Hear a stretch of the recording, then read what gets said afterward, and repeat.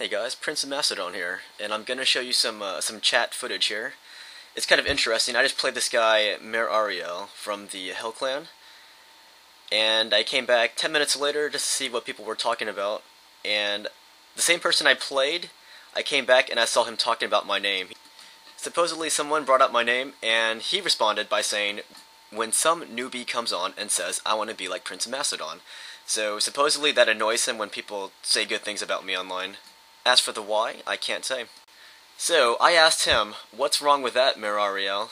And his response is, "Nothing, but it's funny because he isn't that good." And he is talking about me there. And honestly, I am very glad he said that, because this will make a great YouTube video here. So, as I said, I just played this guy like 10 minutes before this footage was captured. So I wasn't going to show this battle against him, but since he was talking so much about me, I figured he might want a bigger audience. So I'm going to let him speak in front of my YouTube viewers here. So let's do a dramatic flashback, 10 minutes before this chat. Hi guys, it's me again, PrinceofMacedon, and I'm going to show you a Rome Total War online battle here. I command the Thracians, and my opponent is Mirariel from the Hell Clan with the Magog prefix. He's in command of the Germans. Anyways, the rules for this battle were very strange. First of all, it was a 17.5k battle, which I never play on. And it was a TWPL, which are rules I'm very familiar with. But on top of that, my opponent set the rule that we could only use Dacia, Gaul, Spain, Germania, or Thrace. So I opted for the Thracians, and my opponent opted for the Germans. Alright. So I'm going to detach a squadron of Greek cav into this forest here, because I wanted to make sure that there were no berserkers or other cav hiding inside there. And I knew it wasn't within range of his archers, but it was worth the intelligence to find out if there's something in there or not. So I only lost 2 horses there, and that was well worth the price of intel. Alright, so we're gonna look at my opponent's army. He has 5 squadrons of the Gothic Cav. There they are, they're all in the wedge formation. And he has, well, right here is his general, right here, leading one of the Gothic Cav. And on the far edge he has 1 squadron of the Barbarian Cav. That is considered light Cav. Very rightfully so. Alright, now he has 6 units of chosen archer warbands. So he does have the edge in cavalry and also the edge in archery. But his infantry component here is very poor. He has 5 units of spear warbands, and my phalanx pikemen are going to run right over them. And speaking of which, my army, I have 6 units of phalanx pikemen, 6 units of archers, 4 units of Bastarne, and 4 squadrons of Greek cav. Alright, so in this missile duel, of course I'm losing it, because regular archers versus chosen archer warbands isn't going to go so pretty. But honestly, I wasn't going to rely on my missiles to win the battle. Alright, so there's my Bastarne right there. They are in the middle of my army there. And yeah, I'm just going to sit right here for a bit. I'm going to let my archers soak up some of his missiles there. And the reason I'm doing this is because I'm a bad player. Alright. So you can see I got my graphics turned up here.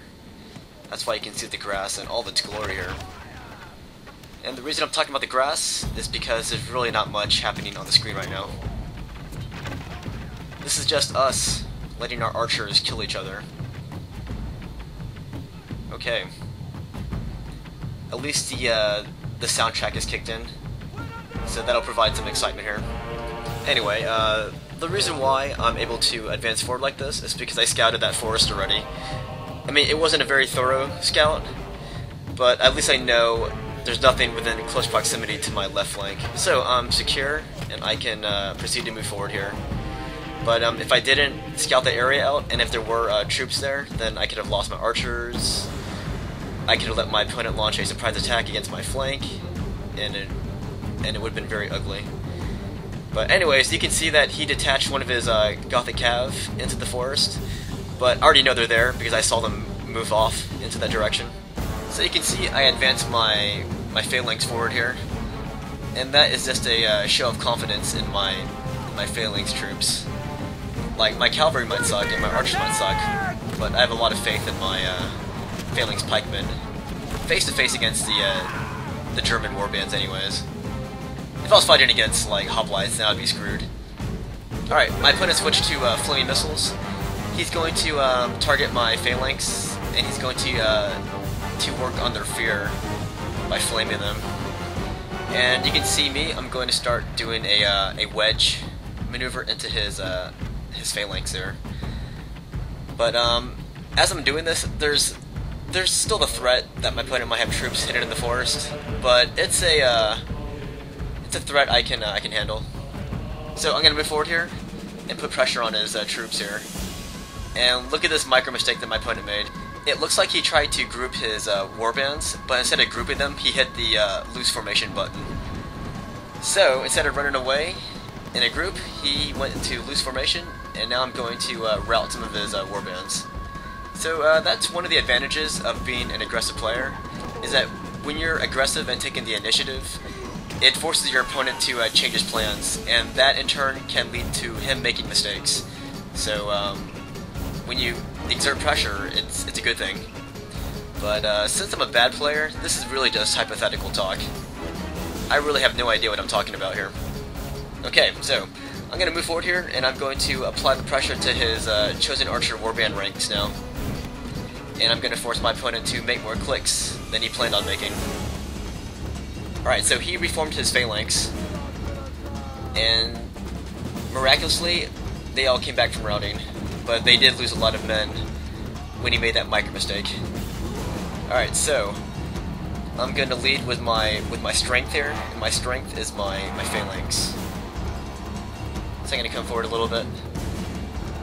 And I'm still keeping a watchful eye on the forest, because I know he put a Gothic cavalry unit in there. Okay, so my opponent's still flaming my dudes as I come forward here. And here I made a little mistake myself. I left these guys too far ahead, and I left a big gap between them and the next phalanx unit. So he's going to launch two Gothic Cav squadrons into my lead unit there, and he actually routs them. So I'm going to bring up my next unit, and I'm going to take out some of his horses, not many. And over here I have another unit that crashed into his phalanx. But I do have proper support for this unit here. On the very right, I positioned my phalanx unit right there, in a manner where I could force his cavalry to launch their charge into the front right of my center right phalanx unit there. So look, he's going to charge anyways, and it's not going to be an effective charge, because they are going to crash into the almost the front of my spears, but not quite the front. And I accomplished that by positioning my phalanx unit on the very right in that manner. Okay, so my opponent has no answer to my phalanx moving forward now. So now I'm going to launch the next phase of my operation. So now I'm going to cut down his cavalry, and I'm going to use a combined arms assault with my Bastarne and my Greek Cav. And my Bastarne, they're very killer. Like, they can chop down units just like that.